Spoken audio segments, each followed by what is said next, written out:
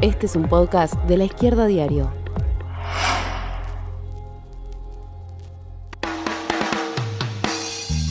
Hemos sido engañados. Hemos sido engañados. ¿Y ahora qué? ¿Y ahora qué?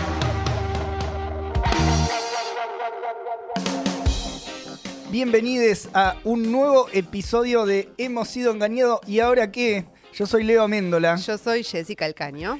Y en esta oportunidad estamos en una continuación del tema que tomamos en el episodio anterior. En nuestro episodio 4 habíamos recorrido los principales procesos políticos y sociales que están atravesando el continente latinoamericano. Hay que decir que para el episodio anterior y para este que hicimos, estuvimos leyendo bastante. Sí, hay recorriendo mucha tela, muchos portales. Hay mucha tela para cortar. En el episodio anterior, como decías, Leo, pasamos por Ecuador, por Colombia, por Chile y por Perú, así que se los recomendamos. Si empezaron por acá, bueno, vayan a buscar el episodio 4 y si les gusta lo que hacemos, también les pedimos lo que hacemos en este podcast, que nos den seguir en su podcast favorito, que nos den estrellitas, todo para que mover un poco el algoritmo. Y que lo compartan, obviamente, si les gusta. Bueno, decíamos en el episodio anterior, entonces, que las consecuencias de la pandemia y ahora las de la guerra de Ucrania están profundizando, están complejizando algunas constantes que han estado muy presentes en el último tiempo en la región, ¿no? La desigualdad, el peso que tienen, los intereses económicos de las grandes potencias en la región, pero a la vez también hay cierto empuje del movimiento de masas que después de un paréntesis que puso la cuarentena más estricta, volvió a ser una experiencia justamente peleando por condiciones de vida, por una situación que la pandemia complejizó mucho, y la política en Latinoamérica se está moviendo bastante, se mueve a un lado y a otro lado del espectro. Dejábamos estas preguntas planteadas en el episodio anterior, o sea, ¿qué posibilidades tienen los gobiernos progresistas de avanzar con las demandas que han planteado? ¿Cuáles son los límites que tienen? ¿Cómo está la derecha en la región? Y para meternos en estos temas, fuimos a consultar para este episodio a Santiago Juncal, que es investigador, es docente de la Universidad Nacional de General Sarmiento y de la Universidad Nacional de Quilmes, y también es columnista internacional de Pasaron Cosas. Para quienes siguen sus columnas, siempre hay mucha data ahí respecto de los temas internacionales. Y también preguntamos a Claudia Chinati, que es analista internacional de La Izquierda Diario y dirigente del PTS, para este episodio en el cual vamos a hacer una reflexión más general de lo que está pasando en Latinoamérica. Sí, pensar algunas definiciones. Y nos metemos primero con Santiago Juncal. Y a él le preguntamos qué diferencias ve en esta segunda ola de gobiernos progresistas en Latinoamérica respecto a la primera oleada de inicios del siglo XXI. La primera gran diferencia que se podría establecer es la del escenario global mucho más restrictivo que enfrentan. Por un lado, la estructura económica mundial les impone límites superiores a los que enfrentaban hace unos 15 años. No solo porque ya no existe la relativa holgura financiera y los términos de intercambio tendencialmente favorables de aquel entonces, sino porque además China ya no tracciona a la región como lo hizo durante la primera década del siglo, sobre todo en el caso de Sudamérica, y porque las capacidades productivas y de innovación acumuladas en aquellos años han sido muy débiles o insignificantes como para revertir la histórica inserción subordinada de nuestra región al mercado mundial. Por otro lado, el sistema internacional de estados tampoco ofrece un panorama auspicioso para la región. Con todas las deficiencias y contradicciones internas que contenía, la UNASUR fue el último intento parcialmente exitoso de potenciar una integración política en el subcontinente y de poner un cierto límite al injerencismo de Estados Unidos. Creo que su desarticulación en los últimos años estuvo lejos de ser compensada por otros hechos, como la asunción de AMLO en México, por ejemplo, más allá de su rol enfrentando el golpe de Estado en Bolivia, o por dispositivos interestatales alternativos como la CELAC o el ALBA. Y a todo esto encima hay que agregar las tensiones por el liderazgo mundial entre Estados Unidos y China, que son mucho más agudas que hace 2 décadas y ejercen obviamente una presión adicional sobre la desorientación estratégica sudamericana. Pero todas estas limitaciones están estrechamente vinculadas a otra, de carácter más interno, si se quiere, que es que a diferencia de lo ocurrido en los primeros años de este siglo, los gobiernos de signo progresista están muy lejos de poder siquiera esbozar proyectos de carácter hegemónico en cada uno de los países en los que gobiernan. La erosión parcial de su base social y electoral por las medidas de ajuste que desplegaron, tanto al final de la primera ola como ahora mismo, y las coaliciones en las que han incurrido para gobernar, con sectores conservadores muy nítidos en varios casos, les impide generar programas de gobierno integrados o relativamente coherentes. Esto último, hay que decirlo, es algo que comparten con los gobiernos de derecha que quedan en la región, como el caso de Uruguay y más evidentemente Ecuador, y que el tendal social que dejó la pandemia y la creciente inflación actual no hacen más que dificultar. Ahí escuchábamos a Santiago Juncal. Es columnista internacional en Pasaron Cosas, es investigador y docente.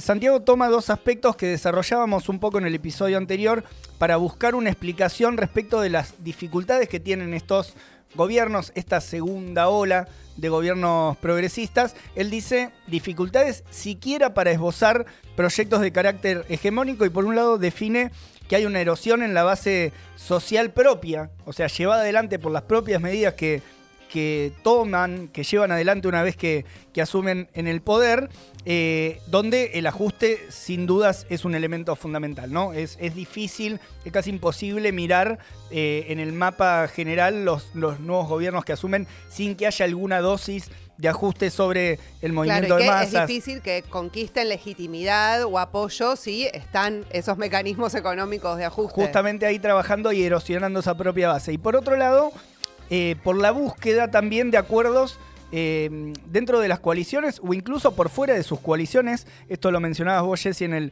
el episodio anterior, con una multiplicidad de actores que llevan, o sea, en general inclinando esa búsqueda de aliados a la derecha del espectro, ¿no? En algunos casos hacia un centro más corrido a la derecha y en algunos casos, y en otros casos digo, con representantes de las derechas más tradicionales, ¿no? Esa búsqueda de alianzas que efectivamente está poniendo ahí una dificultad. Obviamente son opciones políticas, ¿no? No es algo que viene dado, que tenés que avanzar en este tipo de acuerdos, pero son decisiones que estos gobiernos de esta segunda ola de gobiernos progresistas están tomando y en gran medida se transforman en administradores. Este es un concepto, en administradores de una situación de crisis, donde es la lógica de la moderación lo que empieza a jugar. Hay una fuerte lógica de la moderación desde el momento en que acceden al poder. Claro, y agrego también a lo que planteaba Santiago Juncal, también cambió mucho la dinámica de endeudamiento de los países en la región que creció bastante. Ya en el terreno económico. Claro, en el terreno económico, sí, que es otro de los condicionantes también que tienen para que, tienen que implementar programas de ajuste de alguna manera.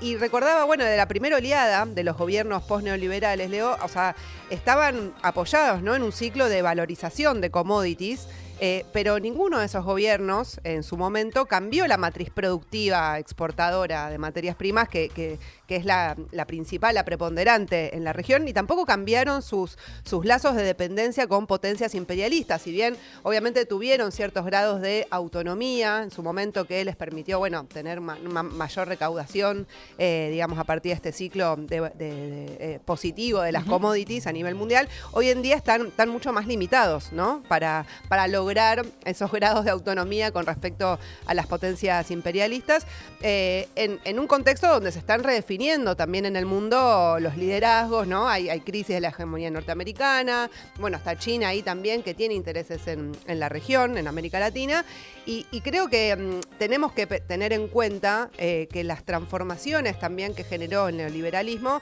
es que profundizaron mucho esto de burguesías latinoamericanas que están cada vez más transnacionalizadas y más extranjerizadas, ¿no? Entonces esos lazos con el imperialismo se han hecho más fuertes, ¿no?, con estas burguesías latinoamericanas. Y juegan ahí en la estructura de cómo se van conformando estos gobiernos que estamos mencionando. En un sentido también me da a pensar que si podemos encontrar síntomas del agotamiento del ciclo neoliberal en el momento en que estos gobiernos acceden al poder, o sea, está operando ese elemento, ¿no? Un desencanto, un hastío, un cansancio con lo que dejó o dejaron las experiencias neoliberales, eso está o explica parte de estos fenómenos. También es cierto que son estos mismos nuevos gobiernos o los mismos sectores identificados con el progresismo en la región o en lo que podríamos llamar una izquierda amplia, ¿no? Porque se habla de una izquierda en términos muy amplios, ¿no? Entra Petro ahí, entra Boric ahí, es una izquierda amplia a nivel latinoamericano. Más centroizquierda moderada, podríamos decir. Que a mí me gusta más llamarle centroizquierda, le podés agregar moderada también si querés, pero digo, este elemento de rechazo al neoliberalismo, una vez que acceden al poder y todo, más bien en lugar de potenciar y desarrollar ese descontento, ese desencanto con lo más crudo del neoliberalismo, tienden a contener las expresiones más radicalizadas de los fenómenos que en parte y distorsionadamente les dieron lugar, ¿no? Y también buscan encauzar bajo nuevas formas institucionales. Esto creo que tiene un peso importante, ¿no? Un camino de la institucionalización, lo mencionábamos. Claro, y que no está dicho que lo logren. Están abiertos, están totalmente. En pleno desarrollo. Esa es un poco, me parece, la película que estamos viviendo, pero lo que sí me parece que podemos afirmar es que al menos la apuesta por parte de estos gobiernos a llevarlos a ese carril de la institucionalización está bastante claro. Hemos sido engañados. ¿Y ahora qué? Vamos a escuchar ahora a Claudia Chinatti. Es analista internacional de La Izquierda Diario, es dirigente del PTS. Y le preguntamos respecto a algunas interpretaciones también que hay sobre lo que está pasando en Latinoamérica. Hay algunos analistas que hablan de un giro a la inestabilidad en la región, tanto por los cambios de signo de nuevos gobiernos, por la vuelta también, como por la vuelta de protestas y estallidos en algunos países. Y le consultamos a Claudia cómo define ella lo que está pasando.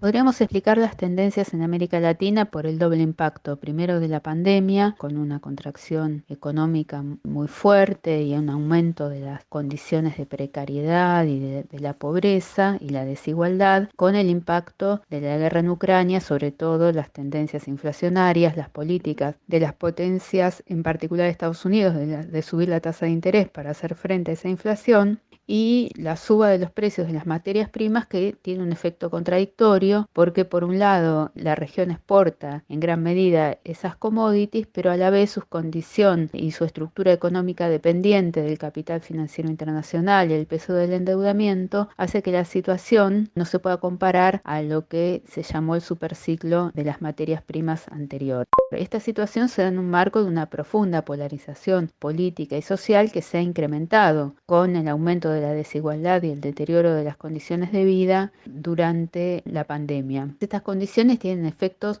políticos y en la lucha de clases. Recordemos que la región fue uno de los epicentros de las tendencias a las revueltas y estallidas en los años inmediatamente anteriores a la pandemia. Esas revueltas que ocurrieron en 2019, también 2020 y 2021, eran estallidos de descontento popular contra gobiernos de derecha, ¿no? Lo vimos en Chile, en Ecuador contra el gobierno de Lenín Moreno y también en los procesos de paros y movilizaciones en Colombia.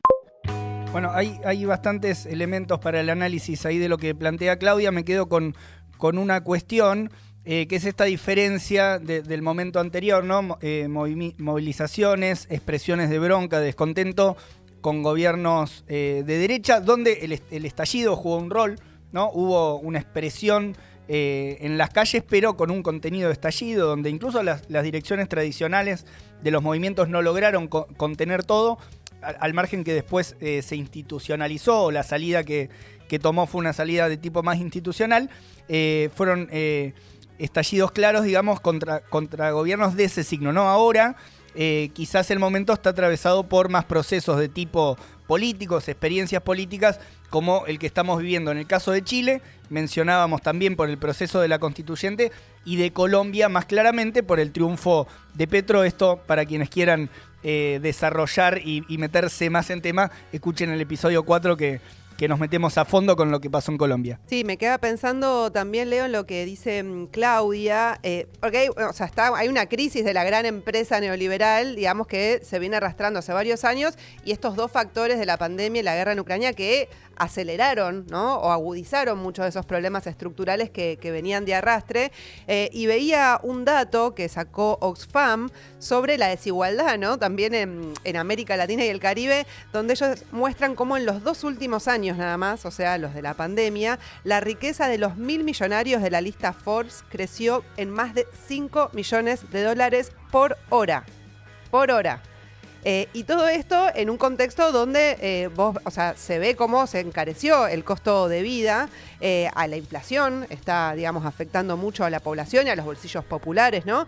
Y la pobreza para el 2022 en América Latina y el Caribe, 2021 está casi en 34% y casi 15% de pobreza extrema. Entonces, se ve mucho, ¿no? Este contraste que es un poco los motores del descontento que continúa y un cuestionamiento, digamos, a las condiciones de vida, cómo se están desarrollando. Total. Igual, considerando también esta desigualdad con la que opera, cómo se expresa en Latinoamérica el tema del aumento de las materias primas, ¿no? Que hay una visión más optimista, que está la idea de que Latinoamérica puede aprovechar este momento, pero estos números que publica Oxfam hablan bastante a las claras, digamos, de cuál es la situación social y de cómo está impactando también el aumento de los precios en todo el mundo.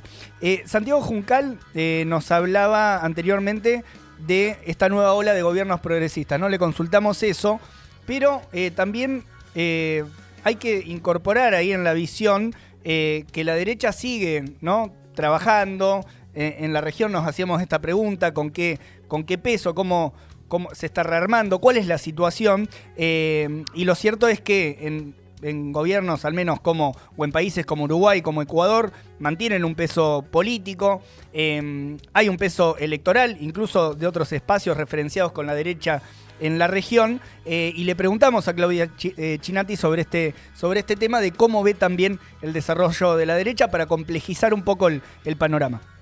Que la derecha pierda elecciones no quiere decir que no retenga posiciones de poder o que no se prepare para volver a los gobiernos frente al descontento con promesas incumplidas de estos gobiernos de centroizquierda, como puede suceder en Argentina con Juntos por el Cambio, o incluso que surjan variantes de extrema derecha que tengan como función correr la agenda de conjunto hacia la derecha sobre la base de hacer un discurso demagógico para capitalizar también ese descontento.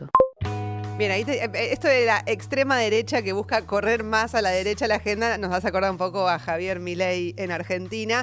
Pero no, pensaba en algunos datos, ¿no? Porque es cierto, o sea, si uno ve los balotajes, las segundas vueltas de varias de los procesos electorales de los últimos años, se ve esa polarización, ¿no? Digamos, aunque un balotaje siempre lo expresa de forma muy distorsionada, ¿no? Porque es entre dos opciones y después en las primeras vueltas se nota más la fragmentación.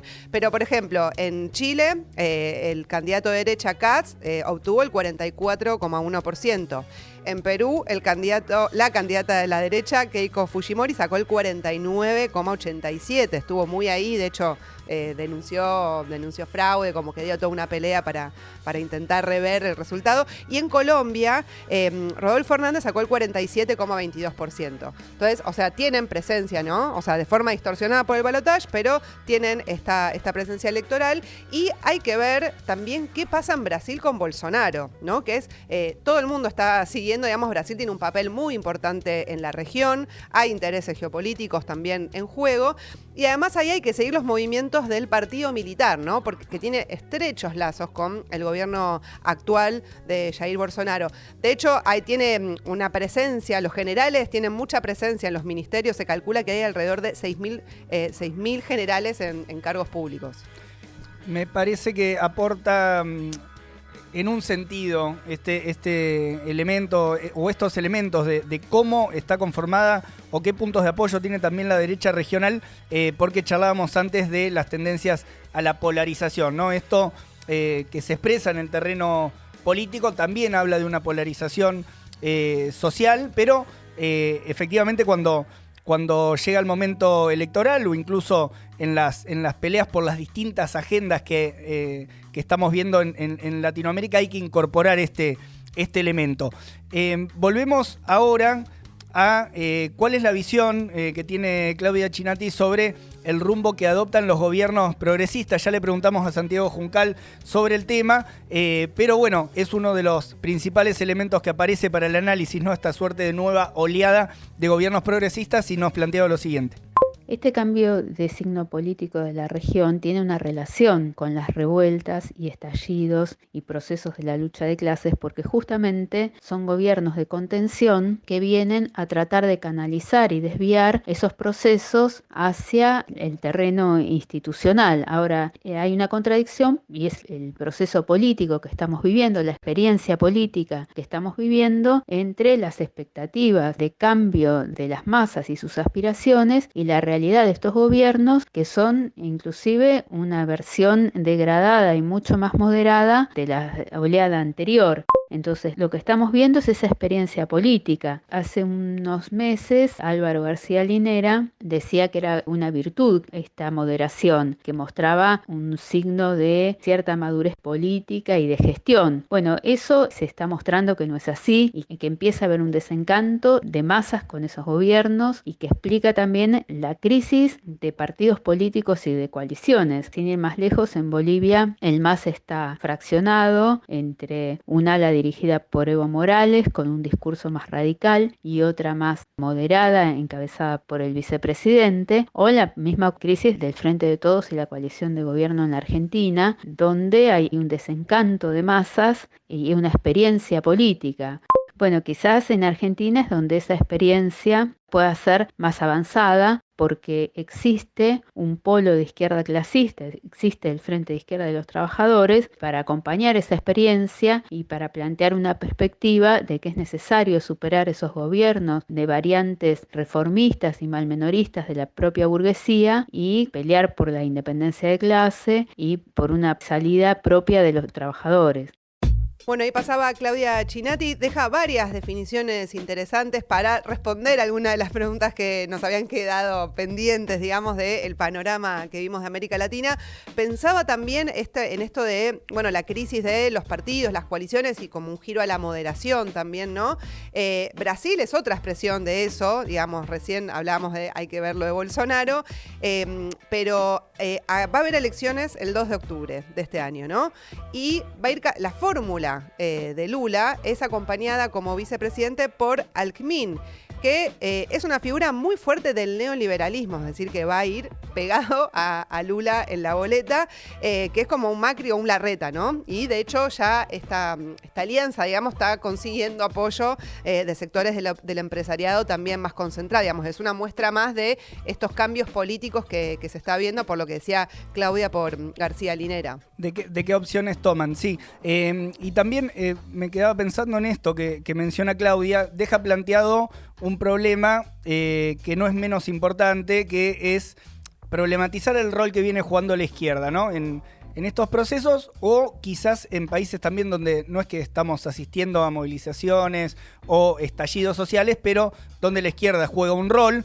Me parece que tiene sentido porque también para pensar en los límites de los procesos que estamos viendo, ¿no? En el caso chileno lo vimos, las movilizaciones y el proceso de lucha, de organización popular, si bien por un lado pusieron en agenda unas necesidades que hay que resolver, demandas históricas del movimiento, rápidamente está transitando un momento institucionalizado, ¿no? de las demandas alrededor de la reforma de la Constituyente, y un gobierno que optó por jugarse al freno del proceso de movilización y a la negociación, ¿no? Entonces, también hay que pensar cómo llegan las izquierdas preparadas a esos momentos, porque, para usar una frase, si quieres, un poco trillada, si la potencia de la movilización, la bronca del estallido, es una condición necesaria para poner en cuestión las formas con las que se venía gobernando,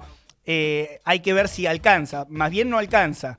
O sea, más bien da la impresión de que es una condición para poner todo eso en cuestión, pero no termina de resolver las demandas que atraviesan a los sectores de trabajadores, trabajadoras. En el caso de Ecuador, veíamos en el episodio anterior, incluso se hace extensivo a un sector muy importante de trabajadores informales, indígenas, es decir, a los sectores más oprimidos. Pero bueno, la movilización, el estallido, deja planteada el cuestionamiento de esas formas de dominación que se venían, con la cual los gobiernos vienen avanzando, pero no termina de resolver el problema. Claro. Ahí como que entra el problema de la necesidad de una alternativa política también. Sí, pensaba, por esto que vos decías, es como una ilusión de que el cambio social se puede conquistar sin una disputa en el terreno político, ¿no? Uh-huh. O sea, existe esa ilusión, digamos, y creo que tiene, digamos, es parte de las conclusiones que deberían ser debatidas, ¿no? De estos procesos de protesta, movilización, estallidos.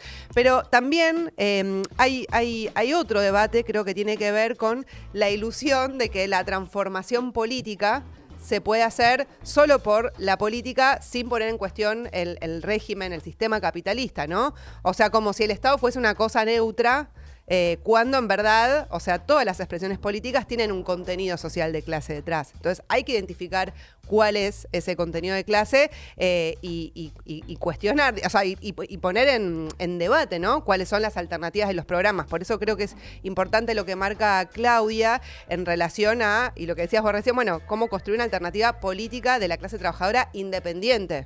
Independiente de las clases dominantes, los sectores del empresariado, que no puede, o sea, ya aparte se ve, digamos, en toda la experiencia reciente que no han podido resolver los problemas más estructurales que se van agravando. Incluso no superar esos problemas también lleva a idas y vueltas, alternancia o vueltas de las derechas también. O sea, terminan allanando el camino para que, frente a la decepción de una alternativa política que hizo promesas, no cumplió las expectativas, digamos, al no cuestionar esas cuestiones, o sea, al no cuestionar las bases estructurales del capitalismo y esta desigualdad, terminan allanando finalmente a que la derecha también se vuelva como alternativa. Entonces, ahí es donde la clase trabajadora, los movimientos sociales, feministas, ambientales, los sectores populares tienen ese desafío de plantarse con su propia alternativa. De poder pasar de la acción y de la movilización también a la construcción de una alternativa propia en el terreno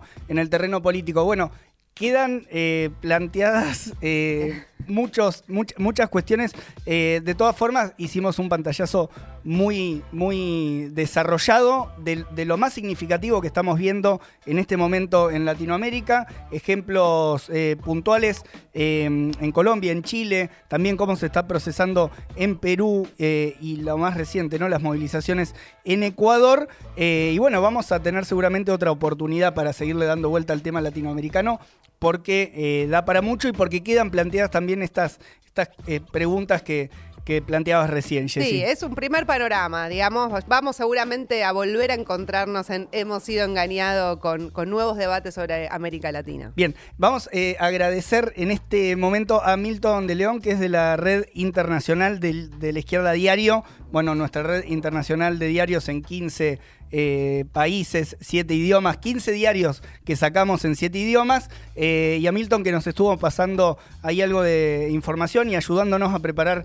sobre todo por lo que estaba pasando en Ecuador. El agradecimiento para Pampa y Ludmi en producción, para Tama y para Nunú en operación y en edición, y les mandamos un saludo. Y nos escuchamos en el próximo episodio. Nos estamos encontrando, Leo. Hemos sido engañados, ¿y ahora qué? Esto fue un podcast de La Izquierda Diario. Seguinos en redes y en www.laizquierdadiario.com.